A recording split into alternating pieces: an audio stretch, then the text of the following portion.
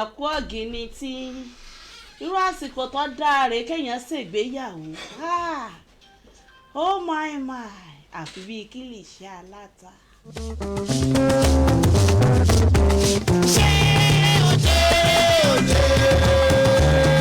Gbogbo ẹ̀yin mọ́mì nílé iṣẹ́ ìgbégbó ẹ̀ dáàdì gbogbo yín náà ṣẹ́ wà pa ẹ má yẹ kí wọ́n gbé màálù gbójú wíńdò mọ́ yín lọ́wọ́ ní tí ń bẹ ńlẹ̀ yìí ó lágbára kọjá kéèyàn fobìnrin rẹ̀ lẹ̀ kó máa wòran o. bẹ́ẹ̀ni o rántí ọmọ ẹni tí wọ́n jẹ́ o.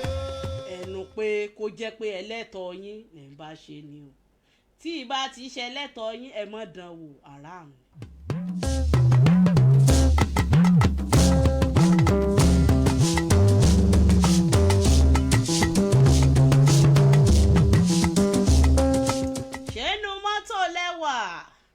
àwàyè fún gbogbo wakọ̀wakọ̀ tó bá jẹ́ pé nínú ọ́fíìsì lẹ́yìn wà ẹ wá pèrè kẹ́ ẹ fi tẹ̀dí ẹ wá nǹkan kẹ́ ẹ fìdílé tàbí kẹ́ ẹ fìdílé nǹkan àyọkà lítírẹ́ṣọ̀ ló fẹ́ mọ́ ọba fẹ́fẹ́ sọ̀rẹ́ tó fẹ́ mọ́ ọba fẹ́fẹ́ dá kéke lúke mo sọ fún yín pé ẹyẹ tí ó dorí kodò bí àdó etí ìsín nínú igbó àfèyí tí ọba yọpọ́n lẹ́nu àwòkọ́ ló lóhun orin ẹ wò ó ẹ wá nǹkan fìdílé tàbí kẹ́ ẹ fìdílé nǹkan kájọ wá mọ́ jẹ̀gbádùn ara wa ní rẹ̀rẹ̀ fín.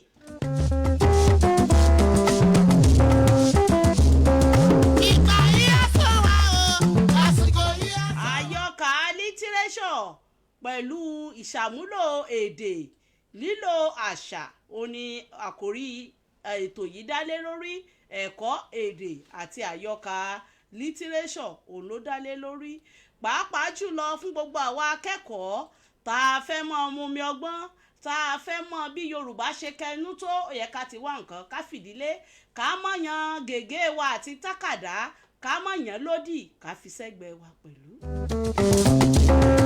rántí ọmọ ẹni tí wọ́n jẹ́ o rántí ọmọ ẹni tí wọ́n jẹ́ o. ìwé tá à ń ṣàgbéyẹ̀wò lọ́wọ́ tó ti kú bẹ́gẹ́bẹ́gẹ́ tó ti kú díẹ̀ kó tán owó ẹ̀jẹ̀ látọwọ́ bàbá mi Kọ́lá Akínládé ibi tẹ́ ẹ ti ń fún wa lómi ọgbọ́n náà mú ibẹ̀ ò ní gbẹ.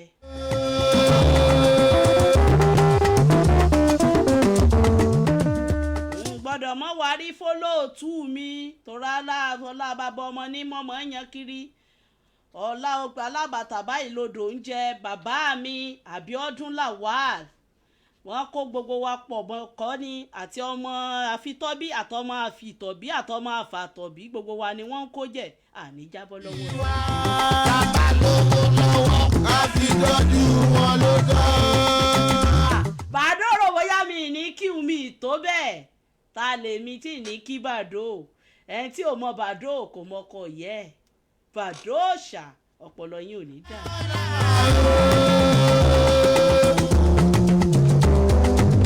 mo sọ pé abala méjì lètò yìí abala àkọ́kọ́ kíkà àyọkà lítírẹ́ṣọ̀ abala ẹlẹ́ẹ̀kejì onípẹ̀kọ́ jẹ̀mú yẹn ni pé ṣó o kájú ẹ̀ ṣó o mèdè ṣó o lépèdè ṣó o mọ Yorùbá tó farasin.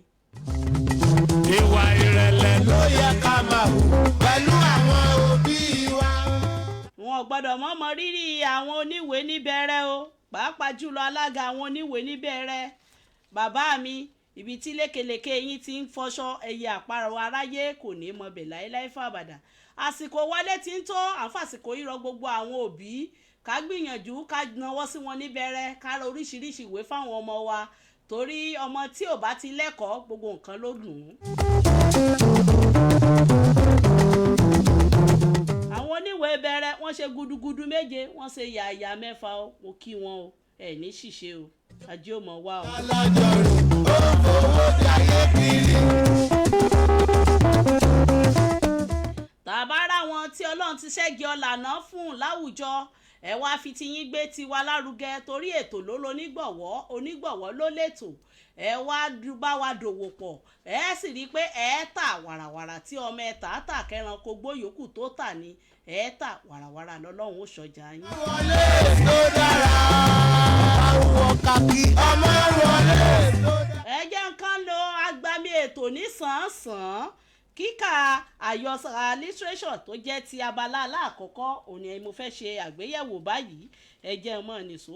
Yorùbá bọ̀ wọ́n níbi abároko tì sí báyìí là á fàbọ̀ bá, níbi tí wọ́n ti fi ọ̀rọ̀ wá Ògúndìran lẹ́nu wò, ibẹ̀ ni ẹnu lásìkò ti tó ní ìjẹjọ tí mo ti dákẹ́ tí mo ti sẹ́mi mu. Lónìí ibi tí mo ti dákẹ́ ọ̀hún náà ni wọ́n ti mú kí n tó mọ́ lọ sí orí kọkànlá. Orí kẹwàá ni mo ṣàgbéyẹ̀wò ní ìjẹjọ kí n tó mọ́ lọ sí orí kọkànlá. Akin àti orí owó ní sùúrù wọ́n ń wò ó. Lẹ́yìn náà ni Àjíkẹ́ ṣẹ̀ṣẹ̀ wá dé orí ọ̀rọ̀ tí wọ́n fẹ́ gbọ́. Ọmọkùnrin tí wọ́n ń pè ní Dìran ni, bóyá Akíndìran ni, nítorí Akin ni àwọn ará Oǹdó máa ń pè é, bóyá Ọ̀jẹ̀dìran ni n kò mọ̀. Dìran sáà ni mo máa ń pè é. Dìran yìí ló wá bá mi tó sọ pé Bísí wu òun fẹ́ fẹ́ ẹ. Ó lóun bá ọmọ náà sọ̀rọ̀ kò gbọ́. Ó ní kí n jọ̀wọ́ bóun bá ọmọ náà sọ̀rọ̀ nítorí òun ti gbọ́ pé èmi ni ọmọ náà máa ń gba ọ̀rọ̀ sí lẹ́nu. Ó sì sọ bí Ọlọ́run ti bùkún un tó àti pé bí Bísí bá ṣe tòun ayé rẹ̀ yóò lóyin. Akin ní kí lọmọ náà wá wí nígbà tí ó bá sọ. Nígbà tí mo bá sọ ọ̀rọ̀, ọmọ náà ní òun ò fẹ́ Dìran. Ọmọ náà ó ní kò wù ú gan-an ni, ṣe bí Ọlọ́run bá ti fẹ́ fi ìfẹ́bìnrin kan sí ọkùnrin kan lọ́kàn àti yọ ọ́ kúrò ní yóò díṣẹ́. Èmi tilẹ̀ rò ó nínú ọkàn ti tèmi pé ẹwà wo níbẹ̀ lára Bísí tí ọkùnrin yìí ó fi takú hanranhanran báyìí. Dìran sì tún bẹ̀rẹ̀ sí ránṣẹ́ sí i wá bá mi pé kí n bóun bá sọ àbúrò òun ṣáà ni mo ṣáà lè bá sọ̀rọ̀. Ní ìkẹyìn Dìran sọ pé owó lobìnrin mọ̀. Ó mú 100 náírà wá pé kí n fi bẹ Bísí kó bá lè jẹ́ hẹ́n. Ó ní bí 100 kò bá tó òun ó mú díẹ̀ náà wá bí 104 míì sí kí Bísí lè ṣe tòun. Ṣé ọmọ sì gbà nígbà tí ó rówó gbígbà. Iṣẹ́ ni ọmọ ìyá mi takú o. Irú ọ̀rọ̀ wo ni mo kó bá Bísí tí ẹ̀ ń sọ tán. Irọ́ o, kò gba ọ̀rọ̀ mi o. Ó lóun ò fẹ́ Dìran. Ó ní kò wù ú. Ó ní ènìyàn tí wọ́n ń pè ní ẹkùn. Ó ní kí wọ́n wá owó ẹkùn kí wọ́n kó fún ẹkùn kí ó wá ọmọ ẹranko fẹ́. Orí owó ní kí ló ṣẹlẹ̀ sí 100 náírà tí Dìran wá mú wá. Àjíkẹ́ ṣàlàyé. Mo ti kó 100 náírà rẹ̀ fún un padà ní ọjọ́ àbámẹ́ta ní ìparí oṣù. Ọjọ́ náà sì ni Bísí wá sọ́dọ̀ mi tí ó fi tètè lọ pé kí òun Dìran lè fẹ́ ara wọn. Lọ́jọ́ yẹn gan-an ni mo kó 100 náà padà fún Dìran. Lẹ́yìn náà Akíolú ṣínà wá béèrè. Ó ní kí ni ìsára sí Dìran nígbà tí ó kó owó rẹ̀ fún. Àjíkẹ́ fèsì. Inú Dìran bàjẹ́ púpọ̀, ojú rẹ̀ sì rẹ̀wẹ̀sì, ṣùgbọ́n mo ti ṣe àjò débi tí ènìyàn lè ṣe dé. Ní àkókò wo ni o kó owó náà fún? Ní dédé agogo 7 alẹ́ lọ́jọ́ àbámẹ́ta yẹn. Orí owó ní àdúpẹ́ lọ́wọ́ rẹ fún ọ̀rọ̀ tí o sọ fún wa. Ọ̀rọ̀ náà yóò ràn wá lọ́wọ́ lẹ́nu iṣẹ́ ìwádìí tí à ń ṣe. Nígbà tí Àjíkẹ́ bẹ̀rẹ̀ sí irú ìwádìí tí wọ́n ń ṣe, orí owó dá lóhùn báyìí. Ikú Súlè Ìgbèrà ni à ń wádìí. Ó jọ pé Súlè àti Dìran jọ máa ń du obìnrin fẹ́ mọ́ ara wọn lọ́wọ́. Ó sì ṣeéṣe kí Dìran lọ́wọ́ sí ikú Súlè. Ó sì ṣeéṣe kí ó lọ́wọ́ sí i, ṣùgbọ́n a fẹ́ rí òdodo ọ̀rọ̀ náà. Àjíkẹ́ sì ṣe àdúrà. Ó ní Olúwa yóò fún yín ṣe. Ó dìde ó sì bá tirẹ̀.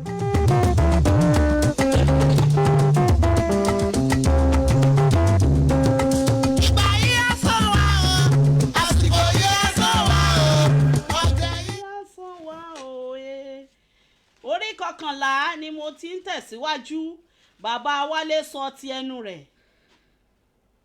Bàbá Wálé fi tayọ̀tayọ̀ gba Akíolú ṣínà àti sájẹ́ǹtì orí owó sí inú ilé rẹ̀ l'Óǹdó.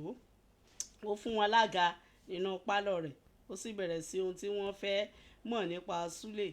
Akin ní a fẹ́ mọ irú ènìyàn tí Súlè jẹ́. Bàbá Wálé dáhùn. Ẹni rere ni Súlè. odidi ọdún 6 tí ó ti dé ọ̀dọ̀ mi, kò ju ọmọ ọdún 19 lọ. Ní àkókò náà, alágbára àti òṣìṣẹ́ ènìyàn ni. Ó máa ń bọlá fún gbogbo àgbà, ó sì ní ìfẹ́ sí àwọn ọmọdé ẹlẹgbẹ́ rẹ̀. Àwọn ọmọdé pàápàá fẹ́ràn rẹ̀. Ìbànújẹ́ ńlá ni ikú Súlè jẹ́ fún mi, nítorí bí ọmọ gan-an ni mo kà á sí. Bí àlejò bá dé bá abúlé Ajé, bí wọn kò bá sọ fún un, kò lè mọ̀ pé Súlè àti Jímọ̀ kì í ṣe ọmọ mi. Akínmi orí òní àkíkà. Bàbá Wálé ń bá ọ̀rọ̀ rẹ̀ lọ. Ènìyàn méjì ní ikú Súlè jẹ́ ìròbìnú.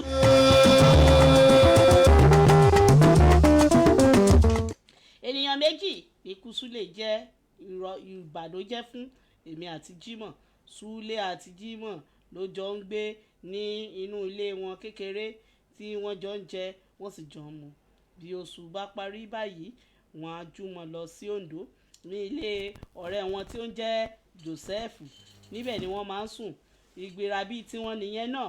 Ọjọ́ ọ̀sẹ̀ òyìnbó èkíní nínú oṣù ni wọ́n máa ń ṣe ìpàdé wọn ní ilé baálẹ̀ Ìgbéra. Láti ìgbà tí Súlè ti dé ọ̀dọ̀ mi, àwọn ìgbéràlú yìí ti ń bọ̀wọ̀ fún mi ju títàyìntẹ̀yìn wá lọ.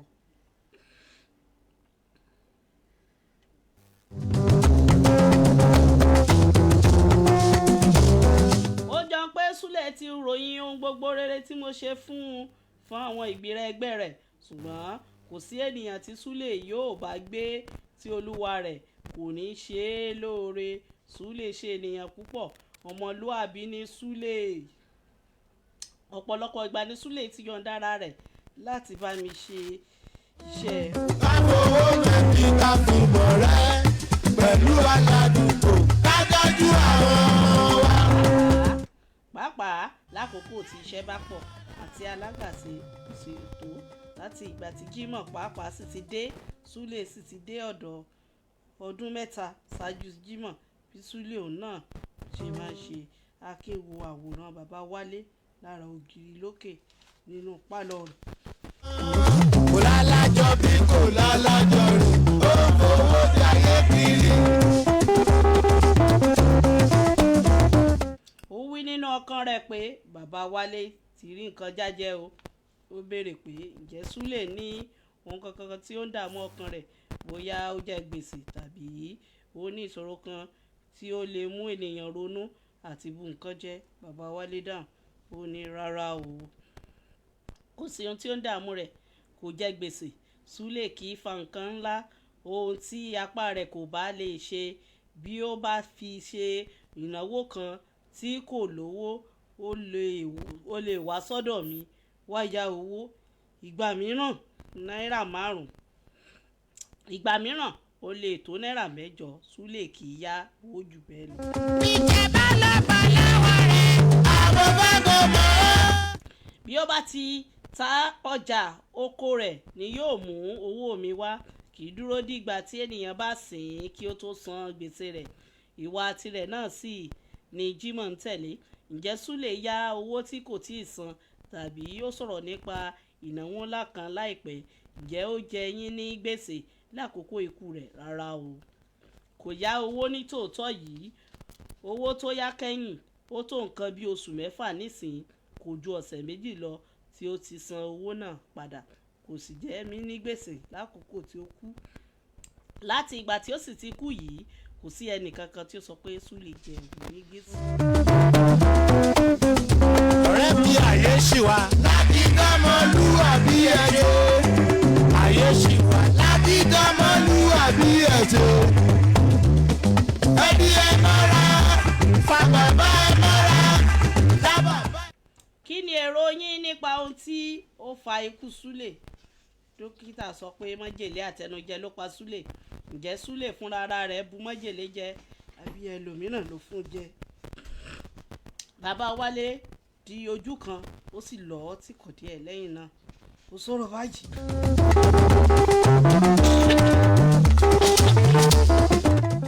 Méjèèjì ló ṣeé ṣe.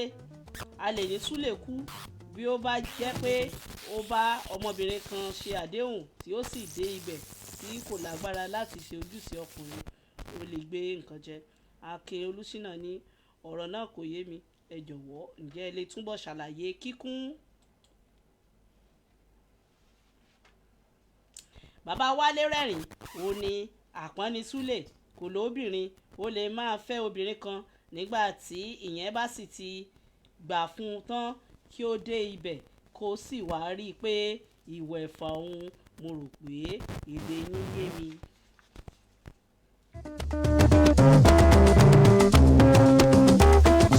Orí owó ní ìyẹn ni wípé ó lè jẹ́ àkúra ní Súlè. Mímọ̀ èyí ni sì lè mú gbé nǹkan jẹ. Bàbá Wálé ní bẹ́ẹ̀ ni, àrà ọ̀tọ̀ ni èyí tí bàbá Wálé gbé kalẹ̀ yìí o. Akin gbé yẹ̀wò nínú ọkàn rẹ̀ lẹ́yìn náà ó ní ìgbà wo ni pé Súlè ríra kẹ́yìn náà. Bàbá Wálé dáhùn níyìn ni a ríra kẹ́yìn lálẹ́ ọjọ́ Sátidé nínú pálọ̀ yìí gan-an náà ni àjùmọ̀jókòó olóyè olówó jẹnjẹyẹ jókòó lórí àga yìí. Ọ̀rẹ́ rẹ̀ awakọ̀ yẹn jókòó lẹ́gbẹ̀ẹ́ rẹ̀ níbẹ̀ yẹn. Joseph Gbéra tí ó dúró yìí jókòó lórí àga yẹn. Súlè fúnra rẹ̀ sì jókòó níhìn. Mo dìde kọjá lọ bá yín, mo wọ inú yàrá yẹn lọ. Mo lọ mú owó tí Jímọ̀ fi rán mi sí Súlè, owó tí wọ́n dá nínú ẹgbẹ́ wọn, 50 kọ́bọ̀ lówó náà. Mo mú un fún un. Lẹ́yìn náà àjùmọ̀ mu ẹmu alẹ́ tí mo mú bọ̀ oko. Ó sì dágbére pé wọ́n lọ sí ilé baálẹ̀ Ìgbéra. ẹni ni bàbá ẹni yóò rántí ọmọ ẹni tí wọ́n jẹ́ o. Sájẹ́ǹtì orí owó bẹ̀rẹ̀ sí ń jẹ́ ọ̀rẹ́ olóyè olówó jẹnjẹjẹ fún sìgá mímu ní ìlálẹ́ ọjọ́ náà. Bàbá Wálé dáhùn ó ní èmi kò rí nígbà tí mo padà dé láti inú yàrá. Mo rí i pé ènìyàn méjì ń mu sìgá. N kò mọ̀ bóyá ẹnìkan ló fún ẹnìkejì tàbí olúkúlùkù ló mú tirẹ̀ nínú àpò rẹ̀. Sájẹ́ǹtì orí owó ní ǹjẹ́ ẹ mọ̀ bóyá olóyè olówó jẹjẹ fún Súlè lóbì jẹ ní ìlálẹ́ ọjọ́ yẹn. Bàbá Wálé dáhùn ó ní níbi tí obì yẹn gbogbo wa la jọ jẹ o. Èmi náà jẹ awẹ́ kan nínú obì náà, Joseph pàápàá jẹ nínú obì náà. Kúrọ́ ìpolówó ọjà ńlá gúnmọ̀ o. Pàdó kí ló wà ń bẹ̀.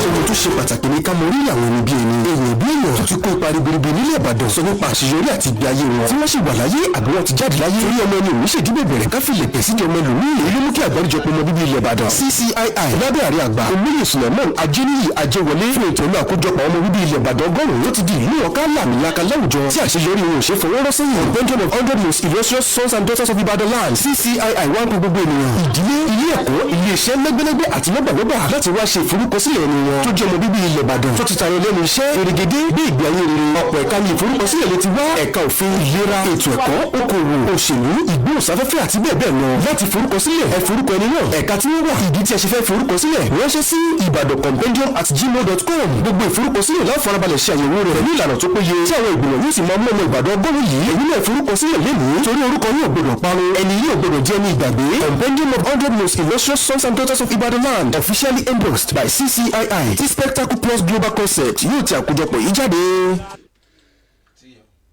gbogbo tí wọ́n jọ lórí ire wọn kì í fi bájáyé wọn kò ní mọ́ra jayéjayé Olúyọ̀lé mọ̀ wọ́n dára.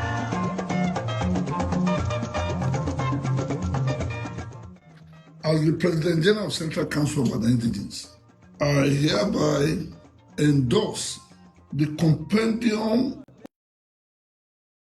of 100 sons and daughters from Ibadan land that is being proposed by the Spectacle Plus Global Concept.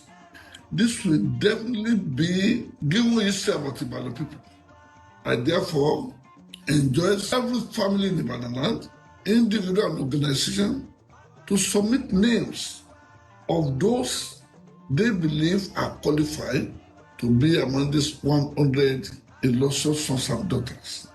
It's a program, a project that the Central Council of Ibadan Indigenes endorses. I enjoin people to submit the nomination into the following email: ibadancompanion@gmail.com. ohun tó ṣe pàtàkì ni ká mọ rírì àwọn ẹni bí ẹni èèyàn bí èèyàn tó ti kó ipa ribiribi nílẹ̀ Ìbàdàn sọ nípa àṣeyọrí àti ìgbé ayé wọn tí wọ́n sì wà láyé àbí wọ́n ti jáde láyé torí ọmọ ẹni ò ní ṣèdí bẹ̀bẹ̀rẹ̀ ká filẹ̀ kẹ̀ sídìí ọmọ ẹlòmíì èyí ló mú kí àgbáríjọpọ̀ ọmọ bíbí ilẹ̀ Ìbàdàn CCII lábẹ́ ààrẹ àgbà olóyè Suleiman Ajeniyi Ajewole fi òǹtẹ̀ lu àkójọpọ̀ ọmọ bíbí ilẹ̀ Ìbàdàn 100 tó ti di ìlú mọ̀ọ́ká làmìlaka láwùjọ tí àṣeyọrí wọn ò ṣe fọwọ́rọ́ sẹ́yìn compendium of 100 most illustrious sons and daughters of Ibadan land CCII wá ń pe gbogbo ènìyàn ìdílé ilé ẹ̀kọ́ ilé iṣẹ́ lẹ́gbẹ́lẹ́gbẹ́ àti lọ́gbàlọ́gbà láti wá ṣe ìforúkọsílẹ̀ ẹni wọn tó jẹ́ ọmọ bíbí ilẹ̀ Ìbàdàn tó ti tayọ lẹ́nu iṣẹ́ pèrègede bí ìgbé ayé rere ọ̀pọ̀ ẹ̀ka ni ìforúkọsílẹ̀ lè ti wá ẹ̀ka òfin ìlera ètò ẹ̀kọ́ okòwò òṣèlú ìgbóhùnsáfẹ́fẹ́ àti bẹ́ẹ̀ bẹ́ẹ̀ lọ láti forúkọsílẹ̀ ẹ forúkọ ẹni náà ẹ̀ka tí wọ́n wà ìdí tí a ṣe fẹ́ forúkọsílẹ̀ ránṣẹ́ sí ibadancompanion@gmail.com gbogbo ìforúkọsílẹ̀ la farabalẹ̀ ṣe àyẹ̀wò rẹ̀ pẹ̀lú ìlànà tó péye tí àwọn ìgbìmọ̀ yóò sì máa mú ọmọ Ìbàdàn 100 yìí ẹ̀yin náà forúkọsílẹ̀ lẹ́nìí torí orúkọ yín ò gbọdọ̀ parun ẹni yìí ò gbọdọ̀ di ẹni ìgbàgbé compendium of 100 most illustrious sons and daughters of Ibadan land officially endorsed by CCII.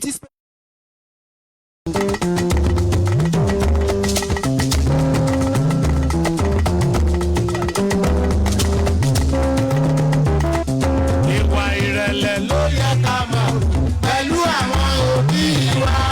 Bàbá lówó lọ. ẹ káàbọ̀ padà lójú ọjà lọ́hùn-ún bàbá Wálé ń bá ọ̀rọ̀ rẹ̀ lọ olóyè owó ń jẹ́jẹ́ olówó jẹun jẹ́jẹ́ pàápàá jẹ́ nínú rẹ̀ kò sí nǹkan lára obì náà inú kò run mí nígbà tí mo jẹ́ tán Joseph dáhùn èmi náà jẹ awẹ́ kan nínú obì náà kò sì run mí nínú rárá nígbà tí à ń bá Ṣítù sọ̀rọ̀ lójú ọ̀nà nígbà tí a bá Ṣítù sọ̀rọ̀ lójú ọ̀nà ni ó mú obì náà jáde tí mo sì jẹ́ nǹkan kan kò sì ṣe mí láti ìgbà náà kò jẹ́ pé obì náà ní oró ikú nínú akíní irú ènìyàn wo ni awakọ̀ tí ó bá olóyè náà wá. Bàbá Wálé dáhùn ó ní òun kò tiẹ̀ wọ́n tó bẹ́ẹ̀ orí owó ǹjẹ́ o ṣẹ̀ṣẹ̀ kí awakọ̀ yẹn jẹ́ ọ̀rẹ́ ọmọkùnrin kan tí wọ́n ń pè ní ẹkùn yìí ní bá Súlè du obìnrin fẹ́ a sì fura sí pé ó lè jẹ́ òun ló ṣe jàǹbá fún Súlè kí ni ìròyìn nípa èyí. Bàbá Wálé ní n kò mọ̀ nípa obìnrin tí wọ́n ń dù ú fẹ́ ojúṣe tèmi ni pé bí obìnrin bá jọ hẹn kì í Súlè sọ fún mi kì í sì lọ tọrọ rẹ̀ lọ́dọ̀ àwọn òbí ọmọ náà àyè bàbá ọkọ ní tèmi ṣùgbọ́n níwọ̀n gbà tí àdéhùn kò tí ì bá dúró ọ̀rọ̀ náà kò lè dé ọ̀dọ̀ mi Jímọ̀ ni ẹni tí Súlè lè sọ irú ọ̀rọ̀ bẹ́ẹ̀ fún ẹni tí ẹ fura sí nìyẹn èrò yín èkejì olóyè olówó jẹun jẹ́jẹ́ yẹn ló wá ṣiṣẹ́ yẹn kò sí tó iṣẹ́ àwọn ọmọ ẹ̀dá ó yẹ kí ó jìyà ẹ̀ṣẹ̀ rẹ̀ mo ní láti rí wípé ẹni tí ó wù kí ó lè jẹ́ tí ó pa Súlè jíjìyà ẹ̀ṣẹ̀ rẹ̀ mo múra tán láti ran ọlọ́pàá lọ́wọ́ lọ́nà gbogbo olóyè olówó jẹun jẹ́jẹ́ àti ọ̀gbẹ́ni awakọ̀ náà ń bá wá sọ́dọ̀ mi ní àárọ̀ ọ̀la bí wọ́n bá dé wọn ó mú wọn wá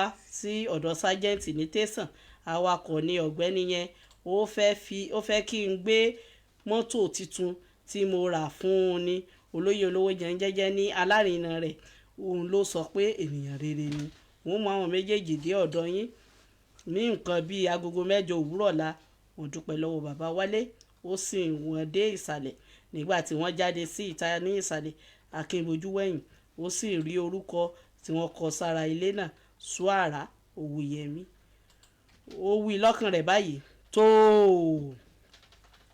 Suara Owóyẹmí ní orúkọ bàbá Wálé ó dára kò sẹ́ni tí owó ò yẹ o ṣá o ó yẹ orí owó ó yẹ Ṣọlá ó sì yẹ ọmọ Olúṣínà pàápàá bàbá Wálé rẹ́rìn sájẹ́ntì orí owó náà rẹ́rìn bí ó ti dá àpárá yìí báyìí tán ni ìgbẹ́ ń gbọ̀n òun náà bàbá Wálé tọ́ka sí ilé ìgbọ̀nsẹ̀ Akin sì kọjá lọ sí ibi bẹ̀.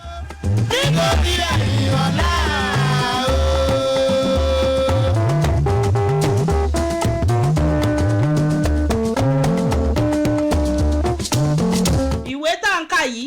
fọkàn bá lọ ìbéèrè wà lórí rẹ̀ tí ó sì lẹ́bùn nínú tá a bá ti gúnlẹ̀ kí gbogbo wa ká pèsè ọkàn wa dé ṣùgbọ́n ní òní abala ẹlẹ́ẹ̀kejì ni mo fẹ́ kàn lágbámi rẹ̀ ìyẹn àgbàlá ṣó kájú ẹ̀ ṣó mèdè ṣó mọ àwọn Yorùbá tí ó farasin ní ìjẹ́jọ́ mo béèrè ìbéèrè títí di òní n ò rẹ́ni dá mi lóhùn béèrè mi àrò tún mo tún gbé wá sóde o ṣùgbọ́n ẹja ṣe báyìí torí kí n má bàa di ẹni tó sọ yìbò nílé àná náà ni ó túmọ̀ rẹ̀ àgbéyẹ̀wò ohun tí a ti ń ṣe lórí ṣó kájú ẹ̀ láti bí ìjẹ́ẹ̀dógún sẹ́yìn ìbéèrè tí mo béèrè ni pé mo ní ọmọkùnrin tó kúndùn ọmọbìnrin mo ní kí lorúkọ tá à ń pè ọmọkùnrin tó kúndùn obìnrin ọmọkùnrin tó flirt jẹ́ sọ òyìnbó yẹn kẹ́ lè tètè tẹ̀lé mi ọmọkùnrin tó jẹ́ wípé tí ò bá róbìnrin tó bá ti róbìnrin báyìí sìgàsìgà ó dàbò yóò mọ gbọ̀n lórí yóò mọ gbọ̀n lọ́wọ́ yóò mọ gbọ̀n ní gbogbo ara tí ò lè ṣe láì róbìnrin kí lorúkọ tá à ń pè òkùsù ni kí ni mo pè ẹ gbọ́ mi òkùsù ó ní ọmọkùnrin tí ó bá fẹ́ràn obìnrin dọ́ba tí ò lè ṣe láì róbìnrin ọmọbìnrin tó kúndùn ọkùnrin dáadáa tó fẹ́ràn ọkùnrin àwọn kan tiẹ̀ pamílẹ̀rìn níjẹ̀jọ wọn ní animaṣàun kì í ṣe animaṣàun o bẹ́ẹ̀ ni kì í sì ṣe gbẹ́kẹ̀yíde orúkọ tí wọ́n perú wọn ò ní màlá kalẹ̀ màlá. mo ní kí lórúkọ mìíràn tí à ń pe orógbó orúkọ mìíràn tá à ń pe orógbó ò ní kọ̀lá. mo ní kí ni orúkọ mìíràn tí à ń pe obì orúkọ mìíràn tá à ń pe obì ní ikin. lára àwọn ìbéèrè mi mo ní ọmọ tí a bí tí ọmọ tó yẹ pé ìyá rẹ̀ sọ ògbéré ojú fọ́mọ tó wá lọ sí ọ̀dọ̀ àwọn babaláwo tó fi ọ̀kan kún èéjì tí wọ́n wá so aṣọ àlà funfun kọ́ ilé ibi tí wọ́n fi sí tó fi ara sí irú obìnrin bẹ́ẹ̀ yẹn tó bá ti lè bímọ alórúkọ tí wọ́n ń pè orúkọ ọmọ bẹ́ẹ̀ yẹn ò ní wọ́n ń pè ní sàlàkọ́ ó lọ́mọ tó jẹ́ wípé wọ́n ta aṣọ àlà kí ó tó di pé wọ́n rí oyún rẹ̀ ní ò ní wọ́n ń pè ní so aṣọ àlà funfun gbòkọ́ ò ní wọ́n ń pè ní so àlàkọ́ ni wọ́n ń pè ní sàlàkọ́. ṣáà ń kẹ́kọ̀ọ́ nínú tí mò ń sọ yóò wúlò lọ́jọ́ iwájú.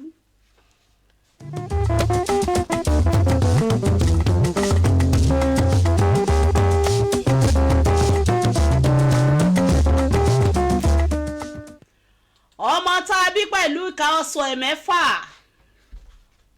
ọmọ tá a bí pẹ̀lú ìka ẹsẹ̀ mẹ́fà kì í ṣe ìka ọwọ́ o ìka ọwọ́ ọmọ tán bí pẹ̀lú ìka ọwọ́ ni wọ́n ń pè ní olúgbòdì ọmọ tó ní ìka ọwọ́ mẹ́fà ní olúgbòdì ṣùgbọ́n ọmọ tí a bí pẹ̀lú ìka ẹsẹ̀ mẹ́fà ó ní wọ́n ń pè ní òdú. kí lẹ wí òdú ni mo pè é dòmí òdú ó lọmọ tí a bí pẹ̀lú ìka ẹsẹ̀ mẹ́fà. mo ní orúkọ mìíràn tí à ń pè àdín mo ní à ń pè ní yánkò yánkò ni mo pè o. ọmọ ewúrẹ́ mo pè fún wa ní ìkérègbè. kí lẹ ní mo pè kì í ṣe ọmọ ewúrẹ́ kì í ṣe obí ewúrẹ́ ọmọ ewúrẹ́ ìkérègbè òun ni à ń pè. lónìí àwọn mi tí mo jù sókè àrò ọ̀tọ̀ ni ọ̀tọ̀ tuntun òní mo gbé wálé ní ṣùgbọ́n nọ́mbà tẹ́ pè tẹ́ fi bá mi sọ̀rọ̀ láti pè wọlé kẹjẹ̀bùn ní tòní nọ́mbà tẹ́ fi pè wọlé ní 070 47 89 0475 lẹ́ẹ̀kan sí nọ́mbà tẹ́ fi pè wọlé tẹ́ fi jẹ̀bùn tí màá fi mọ̀ bóyá ẹ kájú ẹ̀ bóyá ẹ mèdè pè bóyá ẹ mọ̀ nípa Yorùbá tó farasin 070 47 89 0475.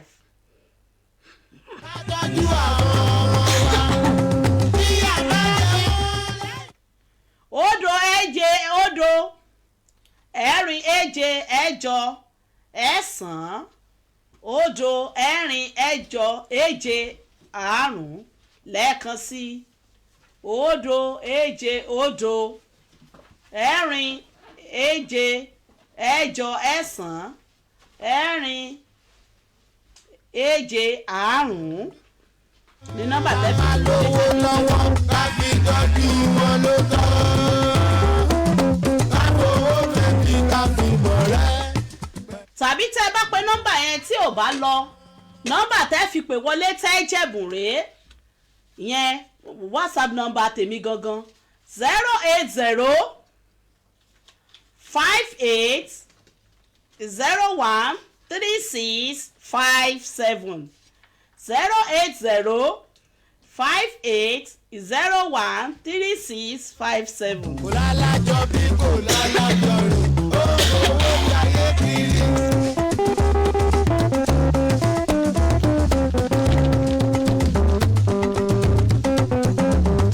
mo bá tiẹ̀ ń bì kan nínú àwọn ọmọ mi níléèwé ńjọ́ kan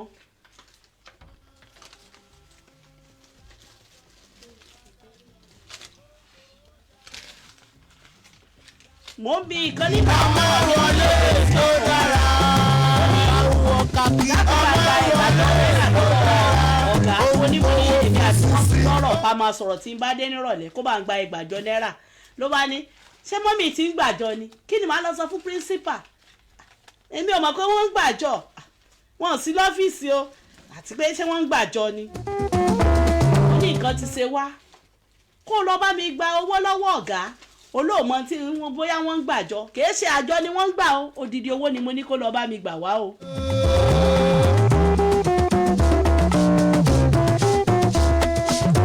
ni mo fi sọ pé ètò yìí ó kún fún oríṣiríṣi ẹ̀kọ́ abala mú tiẹ̀ òǹlàdé yìí tí wọ́n ń pè ní ṣòkájú ẹ̀ ṣòmèdè.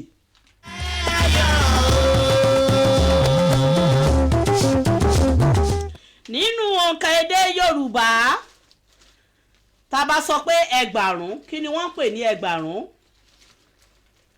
ìbéèrè mẹ́ta péré ni màá béèrè tẹ́ ẹ bá ti gbà á ẹ tẹ́ ẹ̀sẹ̀ sórí WhatsApp number mi 5801 080 5801 3657 kí ni à ń pè ní òǹkà wo ni à ń pè ní ẹgbàrún òǹkà wo ni à ń pè ní ẹgbàrún àádọ́ta ọ̀kẹ́ kí ni à ń pè ní àádọ́ta ọ̀kẹ́ ìbéèrè àkọ́kọ́ òǹkà wo ni à ń pè ní ẹgbàrún ìbéèrè kejì kí ni à ń pè ní àádọ́ta ọ̀kẹ́ ìbéèrè ẹlẹ́ẹ̀kẹta tó kàdí rẹ̀ lẹ̀ ní orúkọ tí à ń pe àkúfọ́ ìgò ní dash kí ni orúkọ tí à ń pe àkúfọ́ ìgò.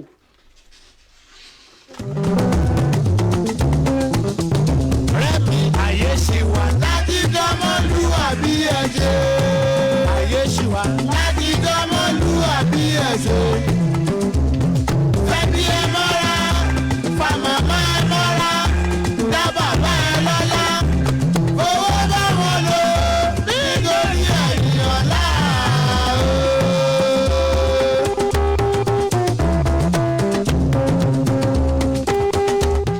WhatsApp nọ́mbà mi tẹ́lẹ̀ tẹ́sí mẹ́sẹ̀gì sí tó bá ti wọlé a máa rí lójú ẹsẹ̀ 080 58 01 3657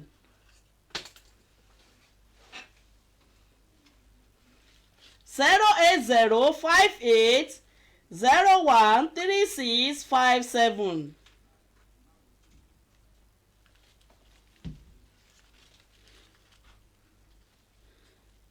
à ń retí àtẹ̀jíṣẹ́ yín o.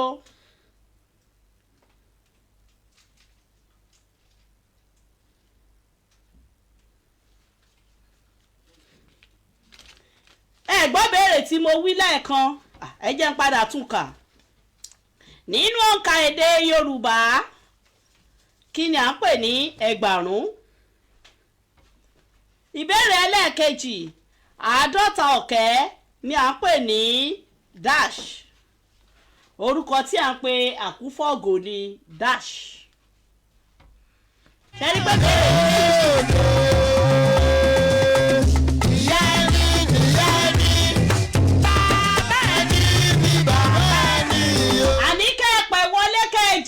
ẹ̀bùn bẹ́ẹ̀ ńlẹ̀ ní ràbájì gan àti ní fẹ́gẹ́dẹ́ fín. bàbá ẹni o rántí ọmọ ẹni tí wọ́n jẹ́ o. àní kẹ́ ẹ pẹ̀ wọlé kẹ́ ẹ jẹ̀bùn. bàdó ta ló wà ń bẹ̀ ìpè ń jápè.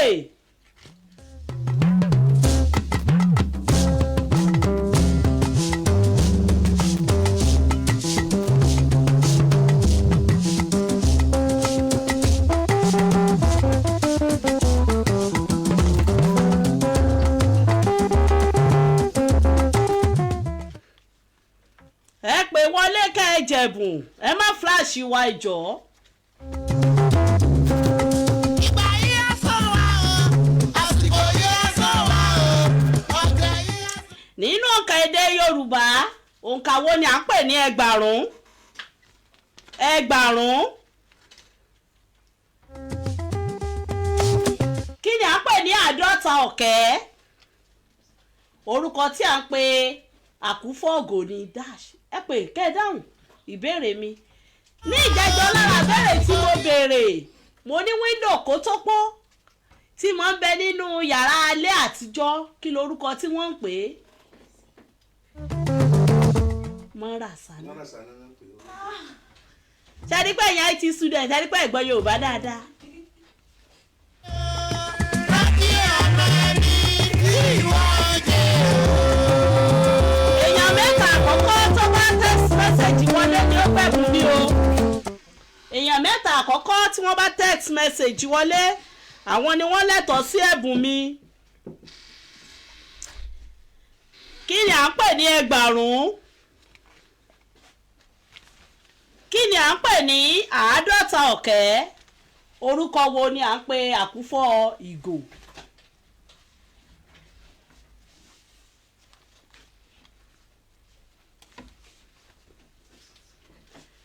ìbéèrè mi rọjú ẹ bá ń jẹ̀bù yìí. ọlá bàtà ní bọ́dọ̀ sàn ọlá bàbá ọmọ ní mọ́mọ́ yan kiri. àwọn oníwèé níbẹ̀rẹ̀ wọ́n ṣe gudugudu méje yàyà mẹ́fà. bàdó wọ́n fẹ́ polówó ọjà kọ́hún mo láìkì bọ̀dá mi fún kan kì í gbásìkò rẹ̀ láre. bàbá lówó lọ́wọ́ ká fi tọ́jú wọn ló tọ́. ká fowó mẹ́bí ká fi mọ̀ rẹ́ pẹ̀lú aládùúgbò ká tọ́jú àwọn ọmọ wa. bí àgbà ti mú lẹ́yìn wá ọ̀la o. ìpolówó ọjà báyìí làgùn mọ́ òwò ẹ fi ti yín gbé tiwa lárugẹ kọjá yín tà wàràwàrà bí ọmọ ẹ̀ta ṣe é tà kẹranko gbó tó kù tó tà. bàdó. ìwà ìrẹ̀lẹ̀ ló yẹ ká máa hù pẹ̀lú àwọn òbí wa. bàbá ló wà ní mo wà ó Ìbàdàn. ohun tó ṣe pàtàkì ní ká mọ orí àwọn ẹni bí ẹni èèyàn bí èèyàn tó ti kó ipa ribiribi nílẹ̀ Ìbàdàn sọ nípa àṣeyọrí àti ìgbé ayé wọn tí wọ́n sì wà láyé àbí wọ́n ti jáde láyé torí ọmọ ẹni òun ṣèdúgbò bẹ̀rẹ̀ ká fìlẹ̀ pẹ̀ sídìí ọmọ ẹlòmíì èyí ló mú kí àgbáríjọpọ̀ ọmọ bíbí ilẹ̀ Ìbàdàn CCII lábẹ́ àrí àgbà olóyè Suleiman Ajeniyi Ajewole fún ètò ìlú àkójọpọ̀ ọmọ bíbí ilẹ̀ Ìbàdàn ọgọ́rùn-ún ló ti di ìlú ọ̀ká làmìlaka láwùjọ tí àṣeyọrí wọn ò ṣe fọwọ́rọ́ sẹ́yìn Convention of 100 most illustrious sons and daughters of Ibadan land CCII wá ń pe gbogbo ènìyàn ìdílé ilé ẹ̀kọ́ ilé iṣẹ́ lẹ́gbẹ́lẹ́gbẹ́ àti lọ́gbàlọ́gbà láti wá ṣe ìforúkọsílẹ̀ ẹni wọn tó jẹ́ ọmọ bíbí ilẹ̀ Ìbàdàn tó ti tayọ lẹ́nu iṣẹ́ fèrègédé bí ìgbé ayé rere ọ̀pọ̀ ẹ̀ka ní ìforúkọsílẹ̀ lè ti wá ẹ̀ka òfin ìlera ètò ẹ̀kọ́ okòwò òṣèlú ìgbóhùnsáfẹ́fẹ́ àti bẹ́ẹ̀ bẹ́ẹ̀ lọ láti forúkọsílẹ̀ ẹ forúkọ ẹni náà ẹ̀ka tí wọ́n wà ìdí tí ẹ ṣe fẹ́ forúkọsílẹ̀ ránṣẹ́ sí ibadanconvention@gmail.com gbogbo ìforúkọsílẹ̀ láti farabalẹ̀ ṣe àyẹ̀wò rẹ̀ pẹ̀lú ìlànà tó péye tí àwọn ìgbìmọ̀ yóò sì máa mú ọmọ Ìbàdàn ọgọ́rùn yìí èyí náà forúkọsílẹ̀ lénìí torí orúkọ yóò gbọdọ̀ parun ẹni yóò gbọdọ̀ jẹ́ ní ìgbàgbé Compendium of 100 most illustrious sons and daughters of Ibadan land officially endorsed by CCII tí Spectacle Plus Global Concept yóò ti àkójọpọ̀ yìí jáde.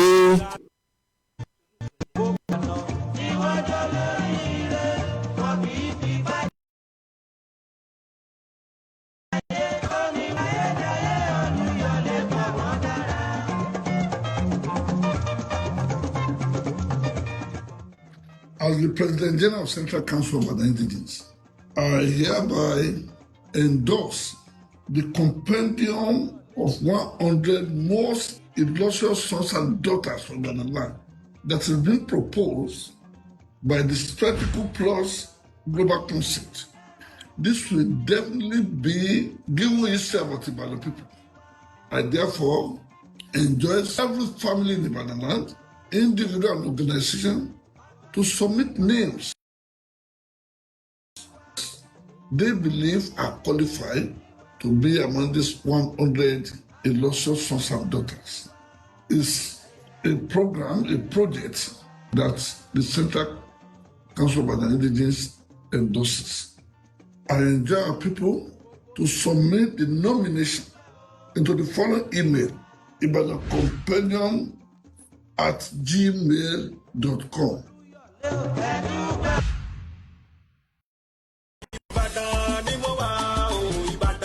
ohun tó ṣe pàtàkì ní ká mọ rírì àwọn ẹni bí ẹni, èèyàn bí èèyàn tó ti kó ipa ribiribi nílẹ̀ Ìbàdàn sọ nípa àṣeyọrí àti ìgbé ayé wọn tí wọ́n sì wà láyé àbí wọ́n ti jáde láyé. torí ọmọ ẹni ò ní ṣèdí bẹ̀bẹ̀rẹ̀ ká filẹ̀ pẹ̀ sídi ọmọ ẹlòmíì. èyí ló mú kí àgbáríjọpọ̀ ọmọ bíbí ilẹ̀ Ìbàdàn CCII lábẹ́ ààrẹ àgbà olóyè Suleiman Ajeniyi Ajewole fi òǹtẹ̀lú àkójọpọ̀ ọmọ bíbí ilẹ̀ Ìbàdàn 100 tó ti di ìlú mọ̀ọ́ká làmìlaka láwùjọ tí àṣeyọrí wọn ò ṣe fọwọ́rọ́ sẹ́yìn. Compendium of 100 most illustrious sons and daughters of Ibadan land CCII wá ń pe gbogbo ènìyàn, ìdílé, ilé ẹ̀kọ́, ilé iṣẹ́ lẹ́gbẹ́lẹ́gbẹ́ àti lọ́gbàlọ́gbà láti wá ṣe ìforúkọsílẹ̀ ẹni wọn tó jẹ́ ọmọ bíbí ilẹ̀ Ìbàdàn tó ti tayọ lẹ́nu iṣẹ́ pèrègede bí ìgbé ayé rere. ọ̀pọ̀ ẹ̀ka ni ìforúkọsílẹ̀ lè ti wá: ẹ̀ka òfin, ìlera, ètò ẹ̀kọ́, okòwò, òṣèlú, ìgbóhùnsáfẹ́fẹ́ àti bẹ́ẹ̀ bẹ́ẹ̀ lọ. láti forúkọsílẹ̀ ẹ forúkọ ẹni náà, ẹ̀ka tí wọ́n wà, ìdí tí a ṣe fẹ́ fi orúkọsílẹ̀ ránṣẹ́ sí ibadancompanion@gmail.com. gbogbo ìforúkọsílẹ̀ la farabalẹ̀ ṣe àyẹ̀wò rẹ̀ pẹ̀lú ìlànà tó péye tí àwọn ìgbìmọ̀ yóò sì máa mú ọmọ Ìbàdàn 100 yìí. ẹ̀yin náà forúkọsílẹ̀ lénìí torí orúkọ yín ò gbọdọ̀ parun, ẹni yìí ò gbọdọ̀ jẹ́ ní ìgbàgbé. Compendium of 100 most illustrious sons and daughters of Ibadan land officially endorsed by CCII tí Spectacle Plus Global Concept yóò ti àkójọpọ̀ yìí jáde. máa já wa sí lórí àwọn òṣèré, ọmọ ológun, olórin àti eléré orí ìtàgé. abala kẹtàlá ó ti máa pè wá sáwọn àkíyèsí lórí ohun tó ń ṣẹlẹ̀ láwùjọ wa. má mi ṣe ó ta lẹ́nu ó dùn púpọ̀. àlùkò àlùkò bá àwọn èèyàn fẹ́ kórè lèmi wá lórí ìṣirò ìṣú.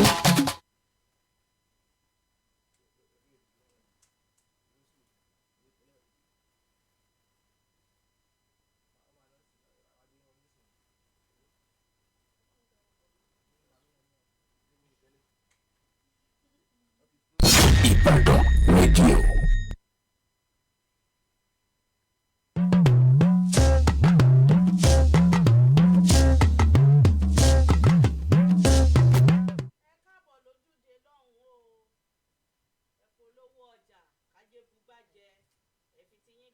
lárugẹ kọjá yín ó tà wàràwàrà bí ọmọ ẹranko ẹ̀ta ṣe é tà.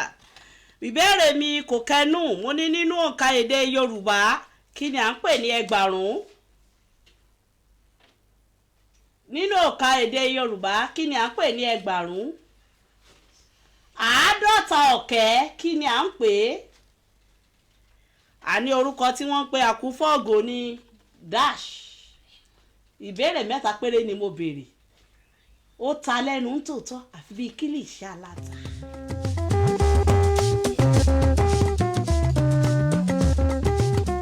sẹ́yìn náà máa ń jẹ kílìṣì àgàgà kó tiẹ̀ wá gbóná kẹ́ ẹ fi jẹ búrẹ́dì. oh my my. ẹni mo fẹ́ràn oúnjẹ àbí kò sí wàhálà. nínú òǹkà èdè Yorùbá ẹgbàrún ni à ń pè ní dash. àádọ́ta ọ̀kẹ́ ní ń bẹ lọ́wọ́ mi, tí máa ní àádọ́ta ọ̀kẹ́ ní ń bẹ lọ́wọ́ mi. kí ni àádọ́ta ọ̀kẹ́? orúkọ tí à ń pè àkúfọ́ọ̀gù ní dash. àárí text message kankan kó wọlé o. ìpè ń jápè ṣùgbọ́n àárí text message kó wọlé, torí ẹ̀ ló jẹ́ ní kẹ́kẹ́ èèyàn mẹ́ta àkọ́kọ́ tí text message wọn bá wọlé ni ó gbẹ̀bùn mi. a jẹ́ pé èmi ó mọ̀ gbé gbogbo ẹnu mi, wọ́n mọ̀ gbé lọlé wa torí àsìkò, kí n tètè ṣe pápápá bí awọ́ bàbá àṣọ̀nà. lórúkọ olóòtú mi Àbíọ́dún Lawal, kẹ́ ẹ pẹ́ bí pẹ́pẹ́ mọ́pẹ́ ṣe ń pẹ́, àjíǹde ara ni kó mọ jẹ́ yín, ẹ̀ ní bùrìbùrì kẹ́ẹ̀kẹ́ léṣù lọ́yàn. olóòtú ọlọ́wọ́ bọ́tù mi Badóòṣà Kọ́lápọ̀ Bádìrù kò ní sẹ̀mí yín. èmi ọmọ yín olólùfẹ́ yín Abilékọ Rájí ni ó ṣe àgbéyẹ̀wò ẹ̀kọ́, àṣà àti èdè Yorùbá àti lítírésọ̀ èdè Yorùbá bóyá ẹ ní nǹkan kankan sí ìkejì tí ẹ fẹ́ bẹ́mi náà sọ bóyá ẹ fẹ́ polówó ọjà ní kọjá yín lè ta wàràwàrà bóyá ẹ sì ní nǹkan kankan sí ìkejì tí ẹ fẹ́ bá mi sọ nọ́mbà ìbánisọ̀rọ̀ mi rèé 08058013657 lẹ́ẹ̀kan sí i bóyá ẹ fẹ́ bá mi sọ̀rọ̀ kan sí ìkejì àbẹ́ ẹ fẹ́ gbà wá níyànjú àbí ìmọ̀ràn nọ́mbà tẹ́lẹ̀ fi bá mi sọ̀rọ̀ gangan tó jágo tèmi rèé 08058013657 títí ijọ́ mẹ́jọ tá a pàdé mi fi yín sílẹ̀ sínú ìbànújẹ́ kì í má bá yín nínú ìbànújẹ́ títí ijọ́ mẹ́jọ oyin ṣetán oyin ra fárágí èèrà ṣetán èèrà ń rẹ̀ mọ́gìyàn abilékọ rájí ṣetán mo ṣe lọlé olólùfẹ́ mi my love títí ijọ́ mẹ́jọ tá a máa pàdé káríra láyọ̀ ká pàdé láyọ̀ ká mọ̀dọ̀ lódì lẹ́yìn ara wa ẹnu mi wọ̀ nínú ọbẹ̀ lásà ó dìgbà.